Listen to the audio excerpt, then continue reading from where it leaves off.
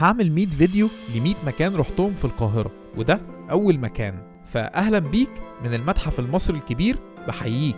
تذكرة الدخول للمصريين 200 جنيه وللأجانب 1200 جنيه. المتحف مفتوح يوميا من الساعة 9 للساعة 5، وبيضم حوالي 100,000 قطعة أثرية، ويعتبر هو أكبر متحف في العالم، رغم إن لغاية دلوقتي لسه أهم القاعات بتاعته ما اتفتحتش زي قاعة توت عنخ آمون.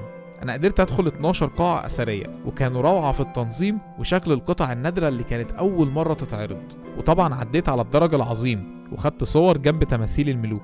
هتلاقي مناظر كتير حلوة تاخد فيها صور، ده غير طبعا الفيو بتاع الأهرامات. ولو معاك أطفال هيستمتعوا بالعروض الموجودة جوه المتحف، وفي متحف كمان مخصص جوه للأطفال. في منطقة كاملة وكبيرة هناك للمطاعم والكافيهات والشوبينج. المكان مش ناقصه أي حاجة، وكلنا مستنيين يوم الافتتاح الرسمي اللي هيخلي العالم كله يتكلم عنه. المتحف مكانه قريب جدا من الأهرامات، يعني تقدر في يوم واحد تزور الأهرامات وبعدها تروح المتحف. دي كانت تجربتي مع المتحف المصري الكبير. لو رحته قبل كده اكتب لي رأيك عنه، ولو عندك اقتراح لمكان اروحه اكتبهولي في كومنت. ولو بتحب الأماكن القديمة والسفر ما تنساش اللايك والشير والفولو.